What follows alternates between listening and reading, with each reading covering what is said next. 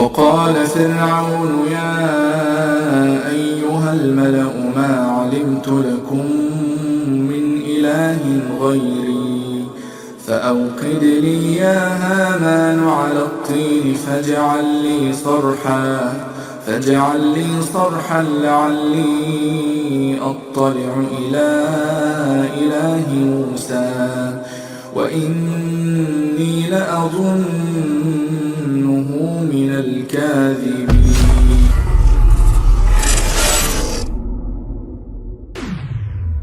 تاریخ کے پنوں کی سیاہی بننے والا وہ فرعون جو کبھی یہ دعویٰ کیا کرتا تھا انا ربکم الاعلی، یعنی میں ہوں سب سے بڑا خدا. اللہ تبارک و تعالیٰ نے اس بدبخت کو عبرتناک موت دے کر اور اس کو غرق کر کے یہ ثابت کر دیا کہ سب سے بڑا خدا کون ہے. پیارے دوستو، ویسے تو مصر کی تاریخ میں بہت سارے بادشاہ گزرے، لیکن جس فرعون کا ذکر اللہ تبارک و تعالیٰ نے قرآن پاک میں فرمایا ہے، یہ ایسا بدبخت فرعون تھا جو خود کو خدا کہلواتا اور اپنی پوجا کروایا کرتا، اور جو لوگ اس کو خدا ماننے سے انکار کرتے یہ ان پر ظلم و ستم کرتا، اور مصر کا مشکل ترین کام یہ ان سے کروایا کرتا. پیارے دوستو، فرعون کس قدر بدبخت اور لعین شخص تھا، اس کی بدبختی کا اندازہ اس بات سے بخوبی لگایا جا سکتا ہے کہ جب اللہ تبارک و تعالیٰ نے اس کو ہلاک کیا اور پوری دنیا کے لیے عبرت کا نشان بنایا، تو اس وقت اس کی لاش کو نہ تو پانی نے قبول کیا اور نہ ہی زمین نے قبول کیا، بلکہ اس کی لاش اس روئے زمین پر قیامت تک یوں ہی جلتی اور سڑتی رہے گی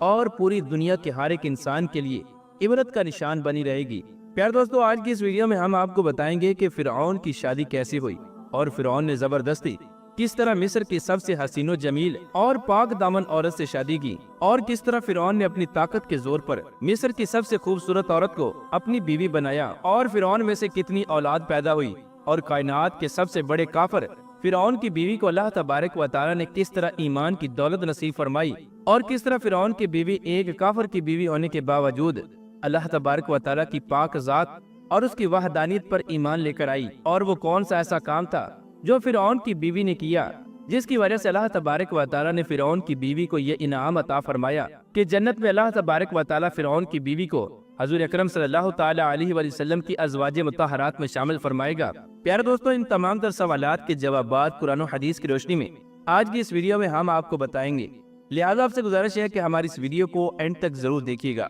پیارے دوستو، فرعون جب مصر کا بادشاہ بنا تو مصر کا بادشاہ بنتے ہی اس نے اپنی خواہشات کو پورا کرنا شروع کر دیا، اور فرعون نے مصر کے اندر خدائی کا دعویٰ کر دیا اور تمام لوگوں کو اپنی پوجا کرنے کا حکم دیا. جو لوگ اس کو اپنا خدا مانتے یہ ان کے ساتھ پیار اور محبت کے ساتھ پیش آتا، اور جو لوگ اس کو خدا ماننے سے انکار کرتے یہ ان پر ظلم و ستم کرتا اور معاذ اللہ ان کو قتل کر دیا کرتا.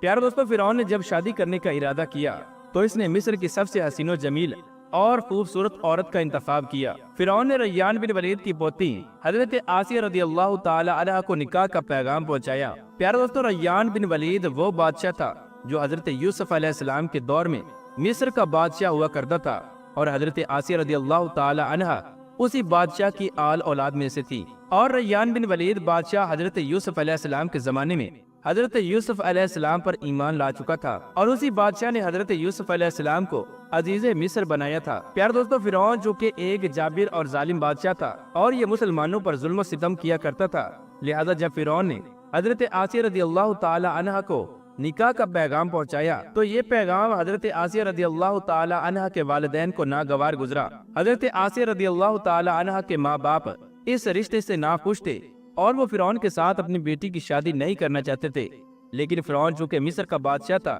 لہذا اس نے حضرت آسیہ رضی اللہ تعالی عنہا کے ساتھ زبردستی شادی کر لی، اور حضرت آسیہ رضی اللہ تعالی عنہا کو یہ دھمکی دی کہ اگر انہوں نے فرعون کے ساتھ شادی نہ کی تو وہ ان کے والدین کو قتل کر دے گا. چنانچہ اس طرح فرعون نے اپنی طاقت کے زور پر حضرت آسیہ رضی اللہ تعالی عنہا سے شادی تو کر لی، لیکن شادی کے بعد اللہ تبارک و تعالی نے حضرت آسیہ رضی اللہ تعالی عنہا کو فرعون سے محفوظ رکھا، اور فرعون ساری عمر حضرت آسیہ رضی اللہ تعالی عنہا پر قادر نہ ہو سکا.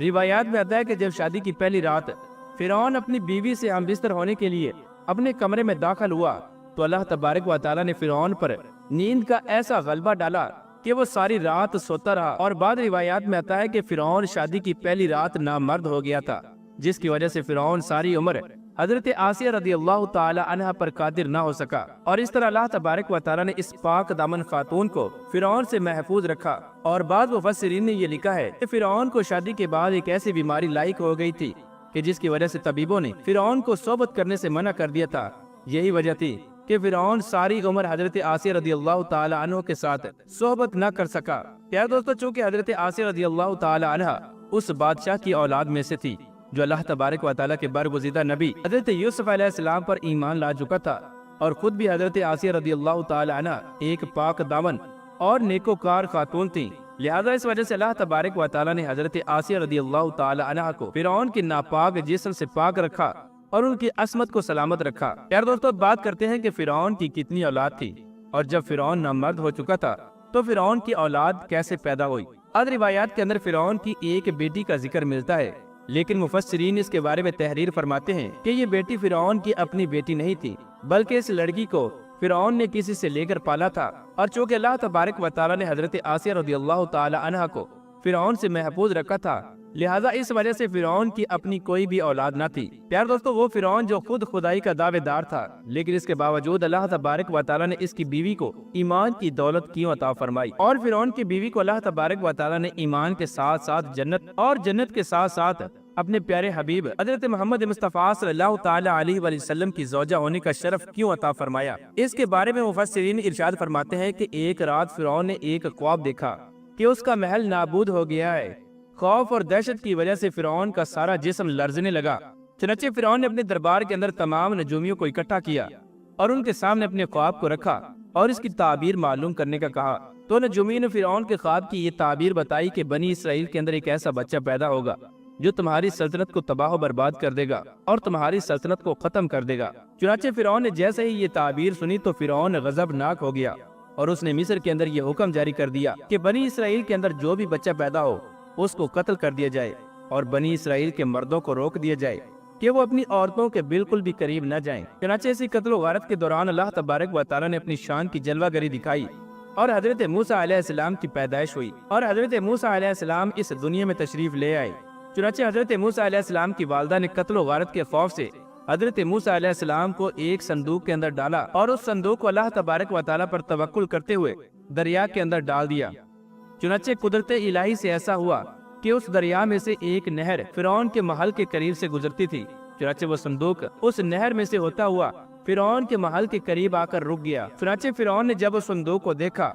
تو اس نے اپنے حواریوں کو یہ حکم دیا کہ اس صندوق کو میرے پاس لایا جائے اور اس کو لا کر کھولا جائے اور دیکھا جائے کہ اس صندوق کے اندر کیا ہے۔ اور بعض روایات میں آتا ہے کہ فرعون کی بیوی اس وقت اپنی کنیزوں کے ساتھ وہاں پر موجود تھی، اور جب اس صندوق کو کھولا گیا تو اس میں سے ایک نہایت ہی حسین و جمیل اور خوبصورت بچہ موجود تھا۔ اس طرح فرعون کی بیوی حضرت آسیہ رضی اللہ تعالی عنہ اس بچے کو دیکھ کر بہت خوش ہوئی، اور حضرت آسیہ رضی اللہ تعالی عنہ نہیں اور فرعون کی بیوی نہیں حضرت موسیٰ علیہ السلام کا نام موسیٰ رکھا تھا۔ قبطی زبان کے اندر پانی کو مو اور درختوں کو سا کہا جاتا ہے۔ چونکہ حضرت موسیٰ علیہ السلام حضرت آسیہ رضی اللہ تعالی عنہ کو پانی اور درختوں کے درمیان سے ملے تھے، اسی وجہ سے حضرت موسیٰ علیہ السلام کا نام موسیٰ رکھا گیا۔ پیارے دوستو، روایات میں آتا ہے کہ جب فرعون کی بیوی نے اس صندوق کو کھولا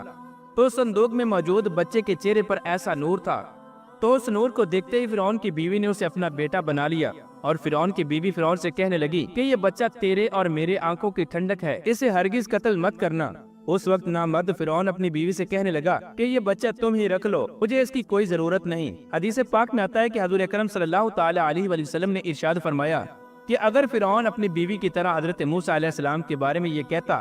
کہ یہ بچہ میرے آنکھوں کی بھی ٹھنڈک ہے، تو اللہ تبارک و تعالیٰ ضرور فرعون کو ایمان کی دولت عطا فرماتا اور وہ اللہ تبارک و تعالیٰ کی وحدانیت پر ایمان لے آتا۔ لیکن فرعون چونکہ بدبخت تھا اور اس کے نصیب میں ایمان تھا ہی نہیں، لہٰذا اس وجہ سے فرعون نے اس بات کا اقرار ہی نہیں کیا۔ پیارے دوستو، حضرت آسیہ رضی اللہ تعالی عنہ شادی کے پہلے ہی دن سے فرعون کے ظلم و ستم کے خلاف تھیں، اور فرعون کے ظلم و ستم کے خلاف ایک پہاڑ بن کر کھڑی رہیں۔ اور جب فرعون کا ظلم و ستم حد سے بڑھ گیا اور اللہ تبارک و تعالیٰ نے حضرت موسیٰ علیہ السلام کو مبعوث فرمایا، اور جب حضرت موسیٰ علیہ السلام کا مقابلہ فرعون کے جادوگروں سے ہوا، اور جب حضرت موسیٰ علیہ السلام کے عصا مبارک نے ایک بہت بڑا اژدہا بن کر جادوگروں کے تمام چھوٹے چھوٹے سانپوں کو نگل لیا، تو اس وقت فرعون کی بیوی حضرت آسیہ رضی اللہ تعالی عنہ حضرت موسیٰ علیہ السلام کا یہ عظیم الشان معجزہ دیکھ کر اللہ تبارک و تعالیٰ کی وحدانیت پر ایمان لے آئیں، لیکن حضرت آسیہ رضی اللہ تعالی عنہ نے اپنے ایمان کے بارے میں کسی کو کچھ نہ بتایا اور کافی دنوں تک اپنے ایمان کو فرعون سے چھپائے رکھا۔ لیکن جب فرعون نے خدائی کا دعویٰ کیا اور خود کو خدا کہلوانے لگا اور لوگوں سے اپنی پوجا کروانے لگا تو یہ بات حضرت آسیہ رضی اللہ تعالی عنہ کے ایمان کو بالکل بھی گوارا نہ تھی، اور حضرت آسیہ رضی اللہ تعالی عنہ کھل کر میدان میں آ گئیں۔ اس وقت حضرت آسیہ رضی اللہ تعالی عنہ نے فرعون کے اس عمل کی سخت مخالفت کی۔ چنانچہ جیسے ہی فرعون کو اس بات کا پتہ چلا کہ میری بیوی حضرت موسیٰ علیہ السلام اور اللہ تبارک و تعالیٰ کی وحدانیت پر ایمان لا چکی ہے، تو بدبخت فرعون نے حضرت آسیہ رضی اللہ تعالی عنہ پر ظلم و ستم کرنا شروع کر دیے، اور فرعون نے روزانہ حضرت آسیہ رضی اللہ تعالی عنہ کو طرح طرح کی اذیتیں دینا شروع کر دیں۔ لیکن فرعون کا ہر طرح کا ظلم و ستم بھی حضرت آسیہ رضی اللہ تعالی عنہ کے ایمان کو کمزور نہ کر سکا، بلکہ حضرت آسیہ رضی اللہ تعالی عنہ کا ایمان دن بدن بڑھتا گیا۔ فرعون نے بہت کوشش کی کہ فرعون کی بیوی اللہ تبارک و تعالیٰ کی وحدانیت کو چھوڑ دے اور دوبارہ کفر و شرک کی طرف واپس لوٹ آئے، لیکن فرعون کی تمام تر کوششوں کو حضرت آسیہ رضی اللہ تعالی عنہ نے ناکام بنا دیا، اور حضرت آسیہ رضی اللہ تعالی عنہ صرف اللہ تبارک و تعالیٰ کا نام پکارتی رہیں اور اللہ تبارک و تعالیٰ کی عبادت میں ہی مصروف رہیں۔ اور اسی طرح بنی اسرائیل کا جو بھی شخص فرعون کو اپنا خدا ماننے سے انکار کرتا اور اللہ تبارک و تعالیٰ کی وحدانیت پر ایمان لے آتا تو فرعون اس شخص پر طرح طرح کے ظلم و ستم کرتا اور معاذ اللہ ان کو قتل کر دیتا۔ یار دوستو، ایک مرتبہ فرعون نے حضرت موسیٰ علیہ السلام پر ایمان لانے والے ایک شخص کو، جس شخص کو قرآن پاک میں مومن آل فرعون کے نام سے یاد کیا جاتا ہے، اس شخص کو بڑی بے دردی کے ساتھ فرعون نے قتل کر دیا۔ چنانچہ شخص کے قتل کے بعد فرعون کی بیوی سے رہا نہ گیا اور فرعون کی بیوی کھلے عام فرعون کی مخالفت کرنے لگی۔ چنانچہ فرعون نے جب یہ دیکھا کہ میری بیوی ہی میرے خلاف ہو چکی ہے اور وہ خل مخلہ میری مخالفت کر رہی ہے، تو فرعون کے اندر غصے کی آگ بھڑک اٹھی۔ تو فرعون نے اپنی بیوی کو دردناک طریقوں سے اذیتیں پہنچانا شروع کر دیں۔ اس بدبخت فرعون نے حضرت آسیہ رضی اللہ تعالی عنہ پر بڑے بڑے ظلم کے پہاڑ گرائے اور ان کو طرح طرح کی اذیتیں دی اور ان کو مارا اور زد و کوب کیا، اور فرعون نے اپنے ظلم کی انتہا یہاں تک کر دی کہ حضرت آسیہ رضی اللہ تعالی عنہ کے دونوں پاؤں اور دونوں ہاتھوں کے اندر لوہے کی کیلوں کو ٹھوک دیا، یہاں تک کہ حضرت آسیہ رضی اللہ تعالی عنہ ہل بھی نہ سکتی تھیں۔ اور اس کے بعد حضرت آسیہ رضی اللہ تعالی عنہ کے سینے پر ایک بھاری بھرکم پتھر کو رکھا گیا اور ان کو گرم ریت پر لٹا دیا گیا، اور حضرت آسیہ رضی اللہ تعالی عنہ کا پانی بھی بند کر دیا گیا۔ پیارے دوستو، اس طرح فرعون نے اپنی بیوی حضرت آسیہ رضی اللہ تعالی عنہ پر اپنے ظلم کی انتہا کر دی، لیکن ان تمام تر مظالم کے باوجود حضرت آسیہ رضی اللہ تعالی عنہ کا ایمان ذرہ برابر بھی کمزور نہ ہوا، بلکہ ان کا ایمان مزید بڑھتا گیا، اور حضرت آسیہ رضی اللہ تعالی عنہ اپنے ایمان پر ثابت قدم رہیں۔ اور بعض روایات میں آتا ہے کہ فرعون نے اپنی بیوی حضرت آسیہ رضی اللہ تعالی عنہ پر اس قدر دردناک طریقے سے ظلم و ستم کیا کہ حضرت آسیہ رضی اللہ تعالی عنہ کی جسم کی کھال تک کو اتروا دیا، اور اس کے بعد حضرت آسیہ رضی اللہ تعالی عنہ پر ایک بھاری بھرکم پتھر کو گرا دیا گیا، جس کی وجہ سے حضرت آسیہ رضی اللہ تعالی عنہ شہید ہوئیں اور اس دنیا فانی سے رخصت ہو گئیں۔ پیارے دوستو، اس طرح حضرت آسیہ رضی اللہ تعالی عنہ اللہ تبارک و تعالی کی وحدانیت پر ایمان لے آئیں اور فرعون کے تمام تر مظالم کو پوری عمر برداشت کرتی رہیں، یہاں تک کہ مرتے دم تک فرعون نے اپنے تمام تر مظالم کی انتہا کر دی۔ لیکن اس کے باوجود حضرت آسیہ رضی اللہ تعالی عنہ نے اللہ تبارک و تعالی کی پاک ذات کو نہ چھوڑا اور اپنے ایمان کو مضبوطی سے تھامے رکھا، اور بلاخر اسی ایمان اور اللہ تبارک و تعالی کی محبت کو لے کر اس دنیا فانی سے رخصت ہو گئیں کہ اللہ تبارک و تعالی حضرت آسیہ رضی اللہ تعالی عنہ کے اس ایمان